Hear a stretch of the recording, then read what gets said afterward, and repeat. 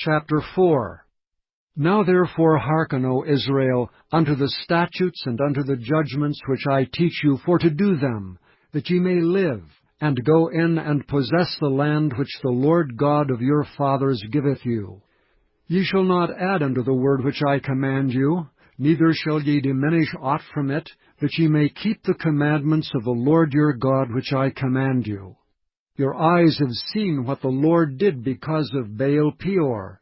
For all the men that followed Baal Peor, the Lord thy God hath destroyed them from among you. But ye that did cleave unto the Lord your God are alive, every one of you this day. Behold, I have taught you statutes and judgments, even as the Lord my God commanded me, that ye should do so in the land whither ye go to possess it. Keep therefore and do them. For this is your wisdom and your understanding in the sight of the nations, which shall hear all these statutes, and say, Surely this great nation is a wise and understanding people. For what nation is there so great, who hath God so nigh unto them, as the Lord our God is in all things that we call upon him for? And what nation is there so great, that hath statutes and judgments so righteous as all this law which I set before you this day? Only take heed to thyself, and keep thy soul diligently, lest thou forget the things which thine eyes have seen, and lest they depart from thy heart all the days of thy life. But teach them thy sons and thy sons' sons, especially the day that thou stoodst before the Lord thy God in Horeb, when the Lord said unto me, Gather me the people together, and I will make them hear my words, that they may learn to fear me all the days that they shall live upon the earth, and that they may teach their children. And ye came near and stood under the mountain, and the mountain burned with fire unto the midst of heaven, with darkness, clouds, and thick darkness. And the Lord spake unto you out of the midst of the fire. Ye heard the voice of the words, but saw no similitude, only ye heard a voice. And he declared unto you his covenant, which he commanded you to perform, even 10 commandments, and he wrote them upon 2 tablets of stone. And the Lord commanded me at that time to teach you statutes and judgments, that ye might do them in the land whither ye go over to possess it. Take ye therefore good heed unto yourselves, for ye saw no manner of similitude on the day that the Lord spake unto you in Horeb, out of the midst of the fire, lest ye corrupt yourselves, and make you a graven image, the similitude of any figure, the likeness of male or female, the likeness of any beast that is on the earth, the likeness of any winged fowl that flieth in the air, the likeness of anything that creepeth on the ground, the likeness of any fish that is in the waters beneath the earth. And lest thou lift up thine eyes unto heaven, and when thou seest the sun and the moon and the stars, even all the host of heaven, shouldst be driven to worship them, and serve them which the Lord thy God hath divided unto all nations under the whole heaven. But the Lord hath taken you and brought you forth out of the iron furnace, even out of Egypt, to be unto him a people of inheritance, as ye are this day. Furthermore, the Lord was angry with me for your sakes, and sware that I should not go over Jordan, and that I should not go in unto the good land which the Lord thy God giveth thee for an inheritance.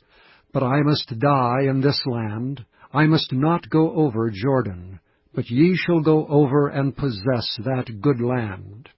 Take heed unto yourselves, lest ye forget the covenant of the Lord your God which he made with you, and make you a graven image or the likeness of anything which the Lord thy God hath forbidden thee. For the Lord thy God is a consuming fire, even a jealous God.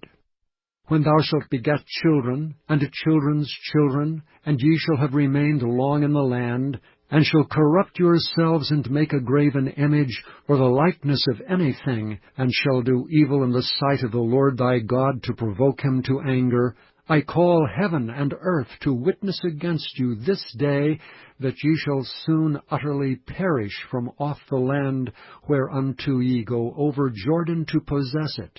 Ye shall not prolong your days upon it, but shall utterly be destroyed. And the Lord shall scatter you among the nations, and ye shall be left few in number among the heathen, whither the Lord shall lead you. And there ye shall serve gods the work of men's hands, wood and stone, which neither see, nor hear, nor eat, nor smell.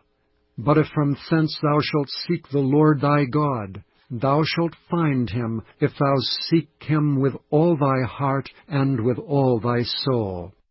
When thou art in tribulation, and all these things are come upon thee, even in the latter days, if thou turn to the Lord thy God, and shalt be obedient unto his voice, for the Lord thy God is a merciful God, he will not forsake thee, neither destroy thee, nor forget the covenant of thy fathers which he sware unto them.